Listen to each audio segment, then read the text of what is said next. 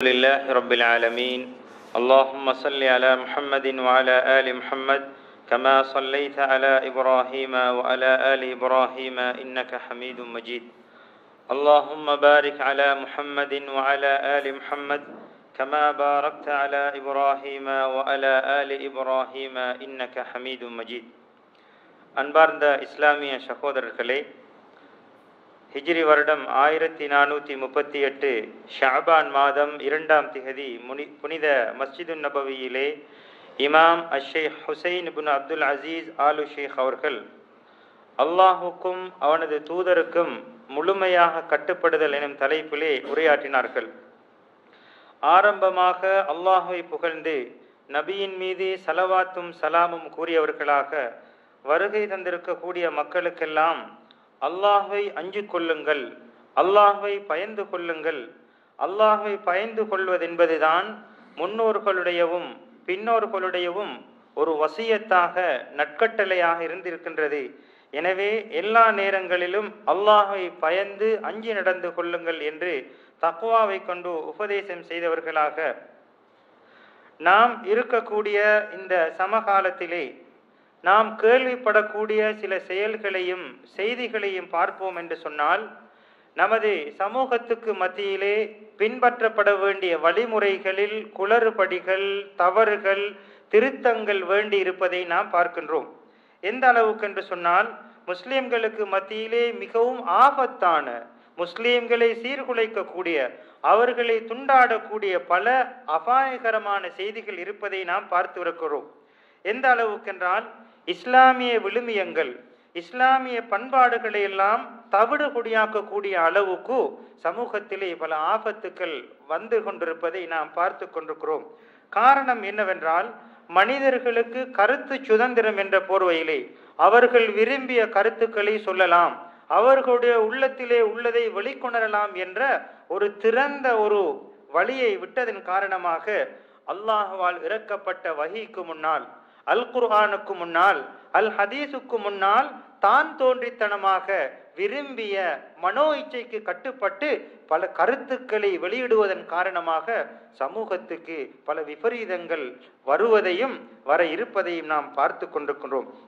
அன்பார்ந்த இஸ்லாமிய சகோதரர்களே, எனவே சமகாலத்திலே இருக்கக்கூடிய முஸ்லிம்களாகிய நாம் இஸ்லாம் நமக்கு காட்டியிருக்கக்கூடிய தெளிவான பாதை சிராத்துல் முஸ்தகீம் என்ற அந்த பாதையை நாம் முழுமையாக முறையாக பின்பற்ற வேண்டும்.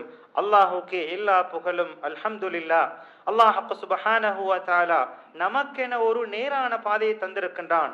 தடம் புரள வேண்டிய தேவையோ, வழி தவற வேண்டிய தேவையோ அந்த பாதையில் செல்லக்கூடியவர்களுக்கு ஒருபோதும் இருக்க மாட்டாது. எந்த அளவுக்கென்றால், ஆபத்துக்களிலிருந்து பாதுகாப்பு பெறக்கூடிய ஒரு சமாதான சூழலிலே நாம் வாழ்ந்து கொண்டிருக்கின்றோம். இந்த சமாதான சூழ்நிலையை, ஒரு பாதுகாப்பான இந்த சூழலை நாம் வீணாக மாற்றார்களுடைய கருத்துக்களுக்கு, மாற்றார்களுடைய வழிமுறைகளை நாம் பின்பற்றி வழி தவற வேண்டிய, நம்மை நாமே அழித்து கொள்ள வேண்டிய இந்த தேவையும் நமக்கு கிடையாது என்பதை நாம் புரிந்து கொள்ள வேண்டும். அல்லாஹ் சுப்ஹானஹு வ தஆலாவுடைய அல் குர்ஆனை நாம் எடுத்துக்கொண்டால், நபி ஸல்லல்லாஹு அலைஹி வஸல்லம் அவர்களுடைய போதனைகளை நாம் மீளாய்வு செய்து பார்ப்போம் என்று சொன்னால், அங்கே நாம் நெறி தவறாமல் நேராக செல்வதற்கான எல்லா விதமான வழிமுறைகளையும் அல் குர்ஆனும் அல் ஹதீஸும் நமக்கு தெளிவாக காட்டிக்கொண்டே இருக்கின்றன. அல்லாஹ் சுப்ஹானஹு வ தஆலா இதனை பற்றி அல் குர்ஆனிலே குறிப்பிடுகின்ற போது, யா அய்யுஹன்னாஸ், மனிதர்களே, கத் ஜாஅக்கும் புர்ஹானும் மிர் ரப்பிக்கும், உங்களுடைய ரப்பிடத்திலிருந்து தெளிவான அத்தாட்சிகள் உங்களுக்கு வந்திருக்கின்றன. வ அன்ஸல்னா இலைக்கும் நூரம் முபீனா, நாங்கள் தெளிவான ஒளிமயமானதை உங்களுக்கு நாங்கள் இறக்கி வைத்திருக்கின்றோம் என்று அல் குர்ஆனை அல்லாஹ் சுப்ஹானஹு வ தஆலா நமக்கு வழிகாட்டியாக, ஒளிவிளக்காக நமக்கு காட்டுகின்றான். எனவே ஃபஅம்மல்லதீன ஆமனூ பில்லாஹி வஅதஸமூ பிஹி, அல்லாஹ்வை விசுவாசம் கொண்டு அல்லாஹ்வை அல் குர்ஆனை பின்பற்றி யாரெல்லாம் நடக்கின்றார்களோ ஃபஸயுதுகிலுஹும் ஃபீ ரஹ்மத்தின் மின்ஹு, அல்லாஹுடைய அருளின் கீழால் அவர்களை நாங்கள் நுழைய வைத்து விடுவோம்.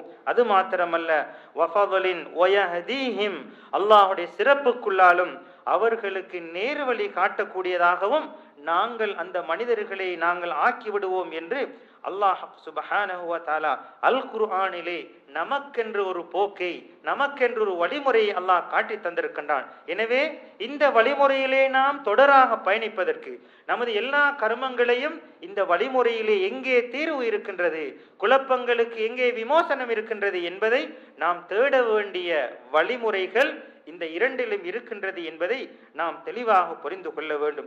ஒரு மனிதனுடைய வாழ்க்கையில் இருக்கக்கூடிய துன்பங்கள், துயரங்கள், சிக்கல்களிலிருந்து விடுதலை பெற வேண்டுமா, உலகத்திலும் மறுமையிலும் விமோசனம் பெற வேண்டுமா, அவர்கள் அல்லாஹும் அவருடைய தூதருடைய வழிமுறைகளை, அவர்களுடைய மன்ஹஜை பின்பற்றி நடக்கின்ற போது நிச்சயமாக அந்த மனிதர்கள் நேர்வழி பெறுவார்கள் என்பதில் எந்த விதமான சந்தேகமும் இல்லை.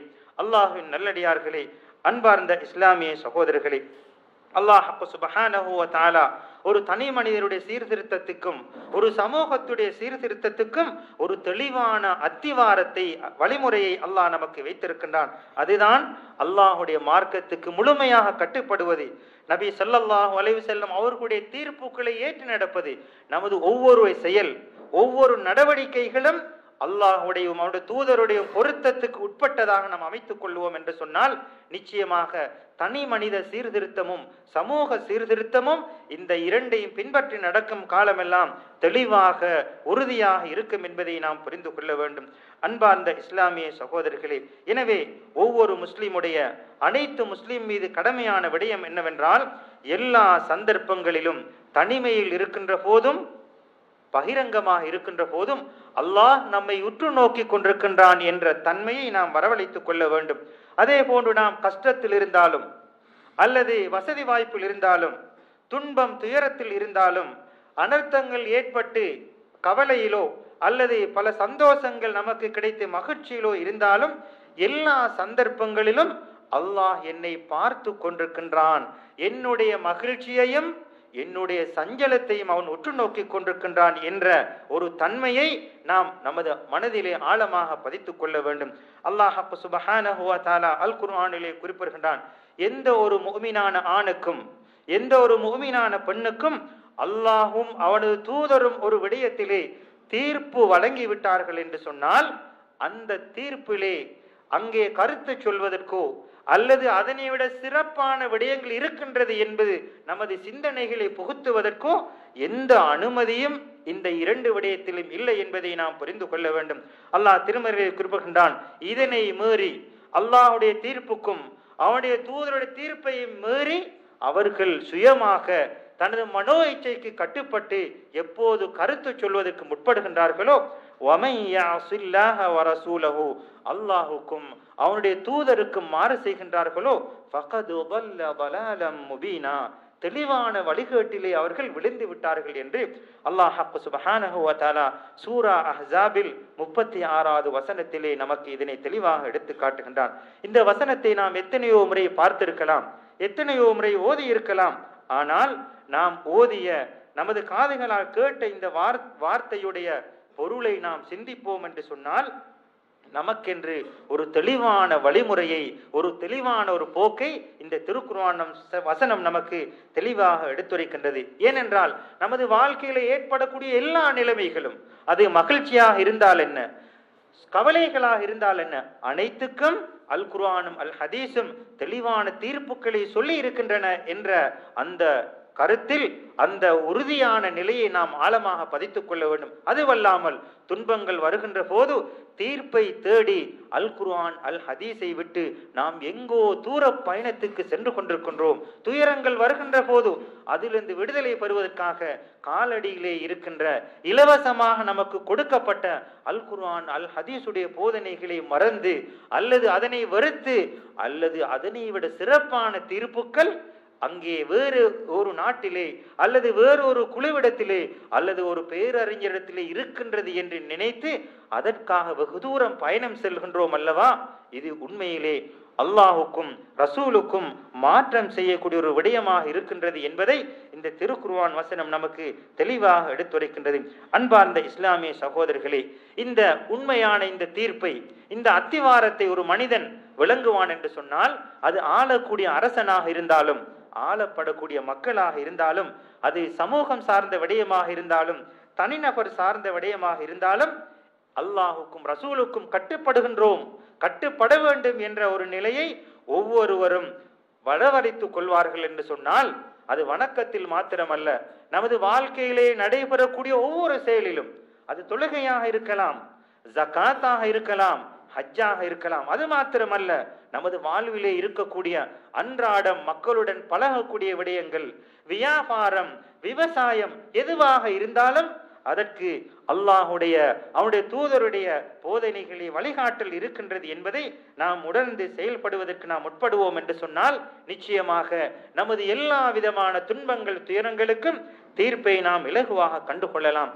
அன்பார்ந்த இஸ்லாமிய சகோதரர்களே, அல்லாஹ் சுப்ஹானஹு வ தஆலாவுடைய கலாம் அல் குர்ஆனை நாம் கேட்டு வருகின்றோம். இந்த அல் குர்ஆனுடைய போதனைகள் எல்லாம் அல்லாஹ்வை விசுவாசம் கொள்ள வேண்டும் என்பதற்கான, அல்லாஹுடைய பண்புகள், அவனுடைய கடமைகளை எவ்வாறு விசுவாசம் கொள்ள வேண்டும், அடிமனதிலே ஆழமாக பதித்துக் கொள்ள வேண்டும் என்பதற்காக பல உதாரணங்களையும் பல காட்சிகளையும் பல சம்பவங்களையும் அல் குர்ஆன் நமக்கு கூறிக்கொண்டே இருக்கின்றன. எனவே இவ்வாறான விடயங்களை கேட்கின்ற போது, இவ்வாறான விடயங்களை நாம் பார்க்கின்ற போது அல்லாஹுடைய திருப்பொருத்தத்தை பெற்றுக்கொள்வதற்காக நாம் அவசரமாக பயணிக்க நாம் உட்பட வேண்டும். அல்லாஹ்வுடைய கட்டளை வருகின்ற போது, நபியுடைய போதனைகள் வருகின்ற போது அதனை ஏற்றுக்கொள்வதிலே நாம் தாமதம் செலுத்தக்கூடாது. அவசரமாக நாம் அதனை ஏற்றுக்கொண்டு அல்லாஹ்வுடைய திருப்பொருத்தத்தை பெற்றுக்கொள்வதற்கு, நபியுடைய நேர் வழி காட்டலை பெற்றுக்கொள்வதற்கு நாம் அவசரமாக நாம் புறப்பட வேண்டும், அதனை பின்பற்றுவதற்கு முற்பட வேண்டும். அப்போது நாம் அல்லாஹ்வுடைய அவருடைய தூதருடைய கட்டளைகளுக்கு நாம் சரண்டர் ஆகுவோமானால், அடிபடுவோமானால், அங்கே நாம் அல்லாஹுடைய அருளையும் நபியுடைய அந்த அழகான போதனையை பெற்று நாம் எல்லா சந்தர்ப்பங்களிலும் நேர்வழி பெறுவதற்கான ஒரு வழிமுறையை தன்னகத்தை நாம் உடமையாக்கி கொண்டவர்களாக மாறிவிடுவோம். ஆனால் இவ்வாறு நாம் இருப்போம் என்று சொன்னால் எந்த சந்தர்ப்பத்திலும் துன்பங்கள், துயரங்கள், இன்னல்கள், கஷ்டங்கள் வருகின்ற போது இதனை தவிர்த்து, அல் குர்ஆன் நபியுடைய போதனையை தவிர்த்து வேறு எந்த தீர்ப்பையும் தேடி நாம் எந்த நாட்டுக்கோ எந்த பேரறிஞரிடத்திலே நாம் போக வேண்டிய தேவை கிடையாது. எந்த நாடாக இருந்தாலும் எந்த அறிஞராக இருந்தாலும் தீர்வை முன்வைக்கின்ற போது அல் குர்ஆனிலும் அல் ஹதீஸிலிருந்து தீர்வுகள் முன்வைக்கப்படுமானால் அதனை நாம் ஏற்று மனப்பூர்வமாக பின்பற்றுவதற்கு முயற்சிக்க வேண்டும். அதுவல்லாமல் தனது சுய கருத்துக்களை, மனோ இச்சைக்கு கட்டுப்பட்டு அல் குர்ஆன் சமகாலத்துக்கு பொருந்துமா, நபியுடைய போதனை இந்த நவீன காலத்துக்கு பொருந்துமா என்றெல்லாம் சிந்தித்து வழி தவறக்கூடிய பல கூட்டங்கள் இந்த உலகத்திலே இருந்து கொண்டிருக்கின்றன. நாம் இருக்கக்கூடிய இந்த கடைசி காலத்திலே மிகவும் ஜாக்கிரதையாக கவனமாக இருக்க வேண்டும்.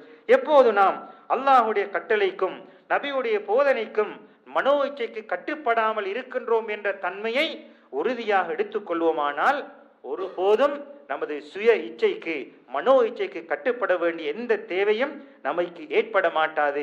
அதிலிருந்து நாம் இயற்கையிலே பாதுகாப்பை பெற்றுக்கொள்வோம். அன்பார்ந்த இஸ்லாமிய சகோதரர்களே, ஈமானுடைய இறை விசுவாசத்துடைய அடிப்படை கடமைகள் ஒன்றுதான் ஒவ்வொரு முஸ்லீமும் இலகுவான தெளிவான மார்க்கத்தை கொடுக்கப்பட்ட அந்த மார்க்கத்திலே எந்தவித தடம்புரல்களும் இல்லாமல் தெளிவாக மகிழ்ச்சியாக இருப்பதற்கு நாம் நமது வாழ்க்கையை பழக்கப்படுத்திக் கொள்ள வேண்டும். அதே போன்றுதான் நமது எல்லா நடவடிக்கைகள்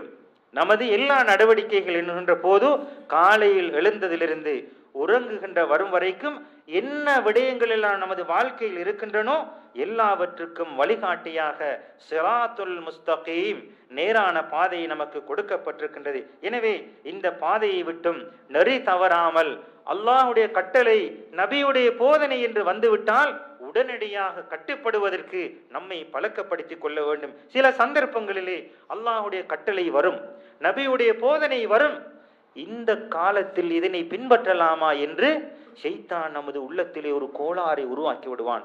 இந்த ஹதீஸ் இந்த நவீன யுகத்திலே எவ்வாறு பொருந்தும், இது அந்த நபியுடைய அறியாமை காலத்திலே இது பொருத்தமாக இருக்கலாம், இந்த நவீன காலத்திலே இது பொருத்தமற்றது என்ற ஒரு சிந்தனையை ஷைத்தான் நமக்கு ஏற்படுத்தி விடுவான். அல்லாஹ் பாதுகாக்க வேண்டும். அன்பார்ந்த இஸ்லாமிய சகோதரர்களே, அல்லாஹுடைய கட்டளைக்கும் நபியுடைய போதனைக்கும் சஹாபாக்கள், முன்னோர்களான நல்லவர்கள் கட்டுப்பட்டு நடந்ததற்கு ஏராளமான உதாரணங்களை நாம் ஹதீஸிலே பார்க்கலாம்.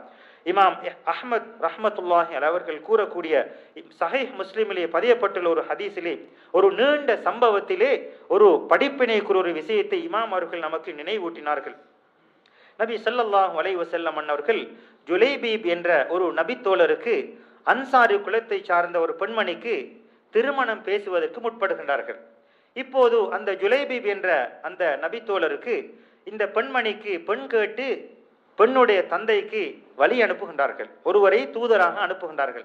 அங்கே போய் நபி அவர்கள் உங்களது மகளை ஜுலைபீப் என்ற நபி தோழருக்கு திருமணம் முடிக்குமாறு அனுமதி கேட்கின்றார்கள் என்று கேட்டபோது அந்த பெண்ணுடைய தாய் கூறுகின்றார், நபி அவர்களுக்கு இந்த ஜுலைபீபை தவிர வேறு யாரையும் முடித்து வைப்பதற்கு ஆள் கிடைக்கவில்லையா என்று கேட்கின்றார்கள் அந்த பெண்மணி.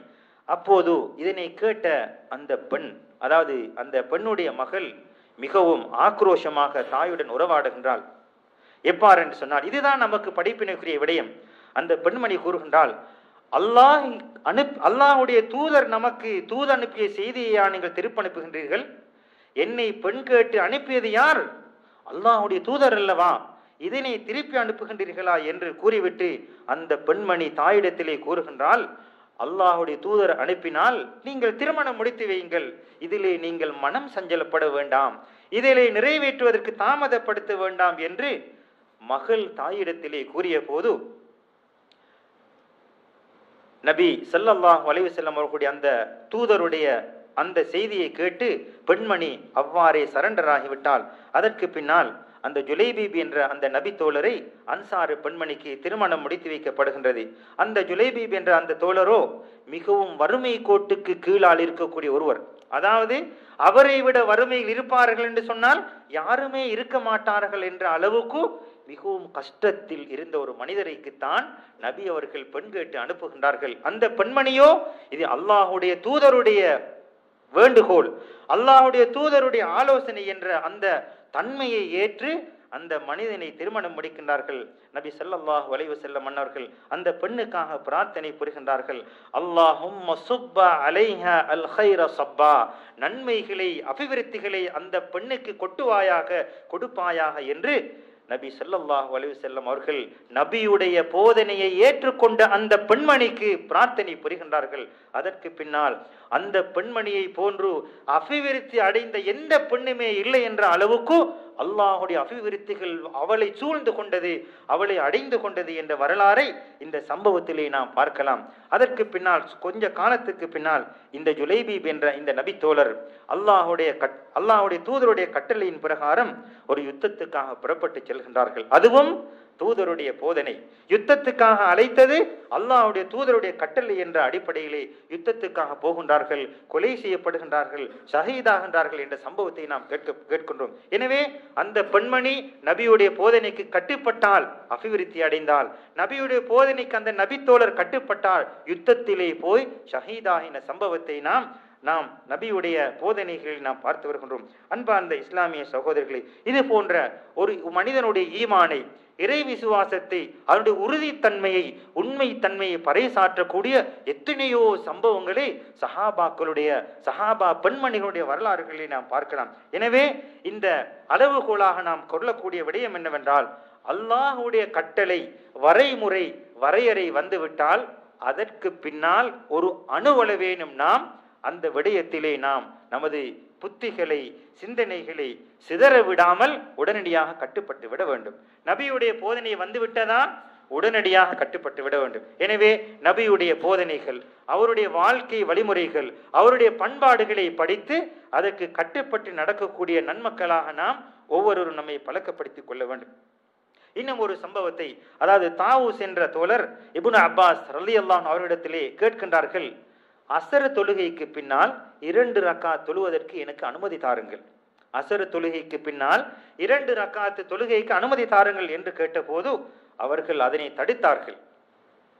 அசர தொழுகைக்கு பின்னால் எந்த தொழுகையும் கிடையாது என்று கூறிவிட்டு இந்த திருக்குர்ஆன் வசனத்தை கூறினார்கள். வமை யஸில்லாஹ வ ரசூலஹு ஃபகத் ضل ضلالا முபீனா, அல்லாஹ்வுடையவும் அவருடைய தூதருடையவும் போதனைக்கு மாறு செய்தால் தெளிவான வழிகேட்டிலே அவர்கள் விழுந்து விட்டார்கள் என்ற திருக்குர்ஆன் வசனத்தை கூறி அவருக்கு போதித்தார்கள். அதே போன்றுதான் மேலும் சாலிப் இப்னு அப்துல்லாஹ் அவர்களை தொட்டு அறிவிக்கக்கூடிய ஒரு செய்தியிலே அப்துல்லாஹ் இப்னு உமர் ரலியல்லாஹு அன்ஹு அவர்கள் கூறுகின்றார்கள், நபி ஸல்லல்லாஹு அலைஹி வஸல்லம் அவர்கள் கூறியிருக்கின்றார்கள், பெண்கள் பள்ளிக்கு போவதற்கு அனுமதி கேட்டால் அவர்களை நீங்கள் தடுக்க வேண்டாம்.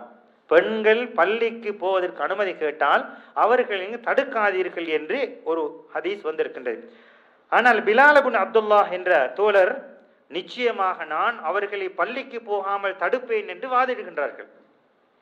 நபியுடைய போதனையோ அனுமதி கேட்டால் அனுமதியுங்கள், இவரோ கூறுகின்றால் நான் அனுமதிக்க மாட்டேன் என்று கூறிய போது இந்த செய்தியை கேள்விப்பட்டவுடனே கூறுகின்றார்கள், நபி அவர்கள் இவ்வாறு கூறியிருக்க நீ அதற்கு மாற்றம் செய்கின்றீரா என்று மிகவும் கோபப்பட்டவர்களாக அவருக்கு கடுமையாக அவர்களை தூற்றுகின்றார்கள், ஏசுகின்றார்கள். காரணம், இது அல்லாஹ்வுடைய தூதருடைய போதனை, நீ எவ்வாறு இதற்கு மாறு செய்யலாம், எவ்வாறு மாற்று கருத்தை கூறலாம் என்று அல்லாஹ்வுடைய தூதருடைய கட்டளைக்கு கட்டுப்பட வேண்டும் என்பதை நடைமுறையிலே அந்த தூதருக்கு போட்டுகின்றார்கள். காரணம், நான் அல்லாஹ்வுடைய கட்டளைக்கு கட்டுப்பட வேண்டும், நபியுடைய போதனைக்கு மாறு செய்துவிடக் கூடாது என்ற அயராத உறுதியான நம்பிக்கையின் வெளிப்பாடுதான் இந்த வார்த்தையாக இருக்கின்றது.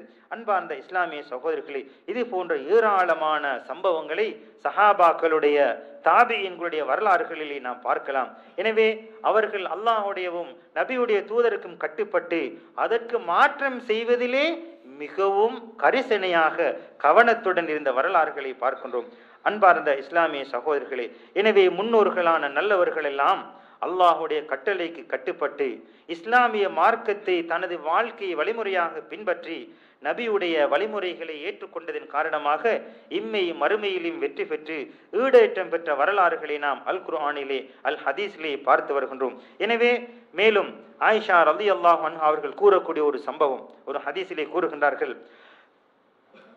அதாவது முஹாஜிர், அதாவது மக்காவிலிருந்து மதீனாவுக்கு ஹிஜ்ரத் வருகை தந்த பெண்களுக்கு அல்லாஹ் அருள் புரியட்டும் என்று ஆயிஷா ரலியல்லாஹு அன்ஹா அவர்கள் கூறிவிட்டு கூறுகின்றார்கள், ஒரு அல் குர்ஆன் வசனம் இறங்குகின்றது, வல் யضربن بخمورهن على جيوبهن, அதாவது தமது முந்தானைகளை தமது மேல் சட்டைகள் மீது போட்டு தனது கழுத்துக்களையும் தனது தலைகளையும் நெஞ்சுகளையும் மறைத்து கொள்ளட்டும் என்ற ஒரு குர்ஆன் வசனம் இறங்குகின்றது.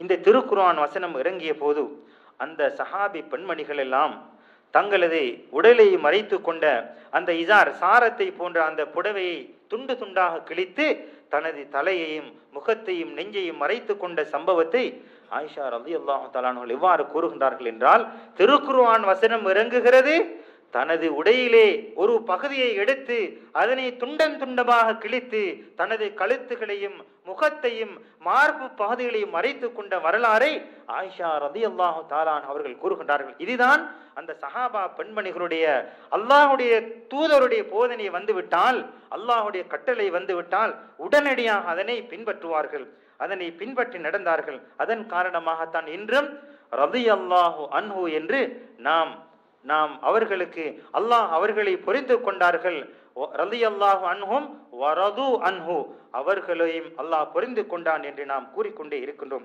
அன்பார்ந்த இஸ்லாமிய சகோதரர்களே, எனவே ஏராளமான வரலாறுகளை நாம் கூறிக்கொண்டே போகலாம். எனவே நாம் நம்மகத்தை வரவழைத்துக் கொள்ள வேண்டிய விடயம், இந்த அல்லாஹ்வுடையவும் அவனுடைய தூதருடைய கட்டளைகள் வருகின்ற போது நமது மனோ இச்சைக்கு கட்டுப்படாமல், நமது சுய இச்சைக்கு கட்டுப்படாமல் உடனடியாக அதனை பின்பற்றி நமது வாழ்க்கையை செவ்வனே நேரான பாதையிலே செல்வதற்கு நாம் ஒவ்வொருவரும் நம்மை பழக்கப்படுத்திக் கொள்ள வேண்டும். அவ்வாறு நாம் பழக்கப்படுத்திக் கொள்வோமானால் அல்லாஹ் திருமலையை குறிப்பிடுகின்றான், வமா இந்தல்லாஹி கைருன் வ அபகா, நாம் உலகத்திலே இவைகளை துறந்து வேறு நிம்மதியான மகிழ்ச்சியான நிரந்தரமான மகிழ்ச்சியையோ சந்தோஷமான வாழ்க்கையை பெற்றுக்கொள்வோம் என்று சொன்னால் அதுவல்ல வாழ்க்கை. நிச்சயமாக அல்லாஹ்விடத்திலே நிரந்தரமான தெளிவான கூலி இருக்கின்றது. அஃபலா தஅகிலூன், இதனை பின்பற்றி நீங்கள் புத்தி அடைய வேண்டாமா என்று அல்லாஹ் கேட்கின்றான். உலகத்திலே எப்பேற்பட்ட மகிழ்ச்சி கிடைத்தாலும் எப்பேற்பட்ட சொத்துக்கள் கிடைத்தாலும் அனைத்தும் நமது உயிர் பிரிவதுடன் அழிந்து போகக்கூடிய செய்திகள். ஆனால் மரணத்துக்கு பின்னால் சுவர்க்கம் வரும் வரை நிரந்தரமாக இருக்கக்கூடிய முழுமையான மகிழ்ச்சியான கூலி அல்லாஹ்விடத்திலே இருக்கின்றது என்று அல்லாஹ் சுப்ஹானஹு வ தஆலா அல் குர்ஆனிலே குறிப்பிடுகின்றான். அன்பார்ந்த இஸ்லாமிய சகோதரர்களே, எனவே சஹாபாக்களுடைய வரலாறுகளை படித்து நாம் அவர்களுடைய உண்மையான பின்பற்றுதலை தெரிந்து அதனை நமது வாழ்க்கையில் எடுத்து நடப்பதற்கு நாம் பின்பற்ற வேண்டும். நாம் நபியுடைய தோழருடைய வரலாறுகளை பார்க்கின்றோம். ஆரம்ப காலத்திலே மது என்பது சர்வ சாதாரணமாக அவர்களுக்கு மத்தியிலே புழங்கப்பட்ட ஒரு செய்தி. அவர்கள் எந்த அளவுக்கு என்று சொன்னால், இருவருக்கு மத்தியிலே குரோதங்கள் வந்து ஒருவரை ஒருவர் வெற்றி கொள்ள வேண்டும் என்றால் அவருடைய மண்டையொட்டிலே நான் மது அருந்துவேன் என்று சபதமிடக்கூடிய ஒரு காட்சி. அவ்வாறான ஒரு கட்டத்திலே தான் அல்லாஹுடைய கட்டளை வருகின்றது. மது என்பது உங்களுக்கு சாதகமானது அல்ல, உங்களுக்கு நன்மை தரக்கூடியது அல்ல, இது உங்களுடைய புத்திகளை அநியாயமாக போக்கக்கூடியது என்ற கட்டளை வந்தபோது உடனடியாக கட்டுப்பட்டு அந்த சஹாபா தோழர்கள் அந்த மது அடைக்கப்பட்ட அந்த குடங்களை எல்லாம் சுக்குநூறாக உடைத்து பாதையிலே ஒரு ஆறுகள் போன்று ஓடிய வரலாறுகளை எல்லாம் நாம் கேட்கின்றோம் அல்லவா? இந்த சந்தர்ப்பத்திலே தான் இந்த திருக்குர்ஆன் வசனம் இறங்குகின்றது. அதன் இறுதி அத்தியாயத்திலே அல்லாஹ் குறிப்பிடுகின்றான், ஃபஹல் அன்தும் முன்தஹூன். அல்லாஹுடைய தடை வந்ததற்கு பின்னாலும் இதிலிருந்து நீங்கள் விலகிக் கொள்ளவில்லையா என்று உமர் ரலியல்லாஹு தஆலா அன்ஹு அவர்களிடத்திலே கூறப்பட்ட போது அவர்கள் கூறினார்கள், இன்தஹைனா இன்தஹைனா, நாங்கள் முடித்து கொண்டோம், இதிலிருந்து வெளியேறி விட்டோம் என்று உமர் ரலியல்லாஹு தஆலா அன்ஹு அவர்கள் கூறிய வரலாறை நாம் பார்க்கின்றோம். சஹாபாக்கள் எல்லாம் அவர்கள் ஒட்டுமொத்தமாக அந்த மது பானங்கள், மது அடைக்கப்பட்ட அந்த குவளைகளை எல்லாம் சுக்குநூறாக உடைத்து ஆறுகளாக ஓட்டிய வரலாறுகளில் நாம் பார்க்கின்றோம். எனவே நாம் மார்க்கத்தை முழுமையாக பின்பற்றுவதற்கு முயற்சிக்க வேண்டும். அது நமது சுய லாபங்களுக்கு அப்பாற்பட்டதாக இருக்க வேண்டும். எனக்கு ஒரு மகிழ்ச்சியான ஒரு வழி இருக்கின்றது, ஆனால் அல்லாஹுடைய கட்டளையோ வேறாக இருக்கின்றது என்று வந்துவிட்டால் நமது மகிழ்ச்சியை, நமது சுயலாபங்களை தூக்கி எறிந்துவிட்டு மார்க்கத்தை பின்பற்றுவோமானால் இன்ஷா அல்லாஹ் அபிவிருத்தி அடைவோம், மகிழ்ச்சி பெறுவோம், வெற்றி பெறுவோம், பாதுகாப்பு பெறுவோம் என்பதில் எந்த விதமான சந்தேகமும் இல்லை. எனவே உலகத்துடையவும் மறுமையுடைய வெற்றியும் இந்த இரண்டையும் பின்பற்றி நடப்பதில் தான் இருக்கின்றது என்பதை நாம் உறுதியாக நமது அடிமனதிலே ஆழமாக பதித்துக் கொள்ள வேண்டும். அன்பார்ந்த இஸ்லாமிய சகோதரர்களே, இந்த நேரத்திலே ஒரு விடயத்தை நாம் புரிந்து கொள்ள வேண்டும். இது அல்லாஹுடையவும் தூதருடையவும் வகையாக இருக்கும் என்றால் இந்த நேரத்திலே நமக்கு கருத்து சொல்வதற்கு எந்த அனுமதியும் கிடையாது. ஒரு அணுவளவான அனுமதியும் நமக்கு கொடுக்கப்படவில்லை. ஏனென்றால் அல்லாஹ்வும் அவருடைய தூதரும் ஒரு விடயத்தை தீர்ப்பாக சொல்லிவிட்டால் அது அடியார்களுக்காக கொடுக்கப்பட்ட தீர்ப்பு, அடியார்களுக்காக வழங்கப்பட்ட ஒரு கட்டளை. எனவே இந்த அடியார்களுடைய நிலைமையை பற்றி முழுமையாக அறிந்தவன் அல்லாஹ்வாக இருக்கின்றான். எனவே அல்லாஹ் முழுமையாக அறிந்தவனாக இருக்கின்றான். எனவே இதில் யாரும் கருத்து சொல்வதற்கு முற்பட்டு விடக்கூடாது. அவ்வாறு யாராவது இதனையும் மீறி கருத்து சொல்ல முற்படுவார்கள் என்று சொன்னால் அவர்கள் ஒரு நவீன ஒரு பிதஅத்திலே விழுந்து விடுவார்கள். மார்க்கத்திலே புதிய புதிய விடயங்களை கண்டுபிடிப்பார்கள். அவ்வாறு இல்லாவிட்டால் அவர்கள் எல்லை மீறி தனது கருத்து சுதந்திரத்திலே கருத்து சொல்லும் சுதந்திரத்திலே எல்லை மீறி மார்க்கத்துக்கு முரணாக வழிகட்டு விடுவார்கள்.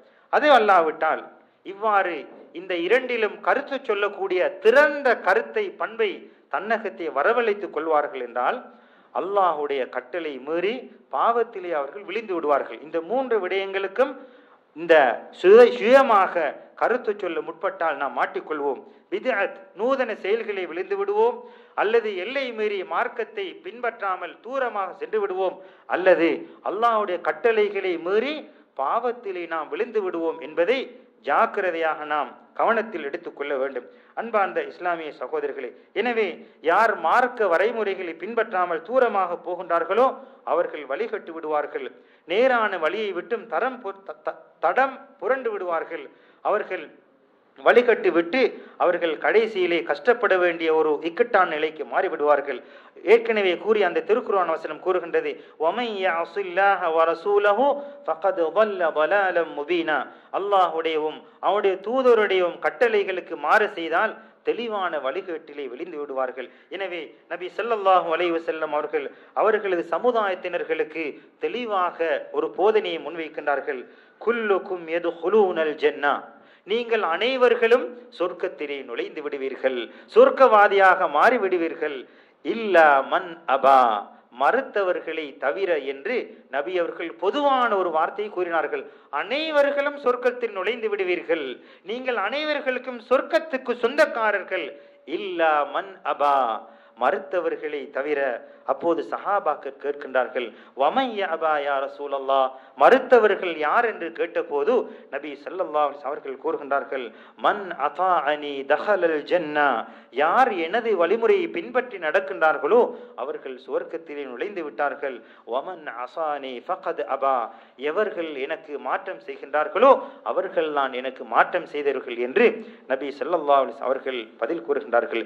எனவே மனோ இச்சைக்கு கட்டுப்படாமல், ஷைத்தானுடைய வழிமுறைக்கு கட்டுப்படாமல் நாம் அல்லாஹுடையவும் அவனுடைய தூதருடைய வழிமுறையும் பின்பற்றி அல்லாஹுடைய அருளை அன்பை பெற்று அவனுடைய கட்டளைக்கு எல்லா சந்தர்ப்பங்களும் அடிபடக்கூடிய அவனுடைய போதனைகளை பின்பற்றக்கூடிய நன்மக்களாக நம்மை ஆக்கி நல்ல முஸ்லிம்களாக அல்லாஹ் சுப்ஹானஹு வ தஆலா உலகத்திலே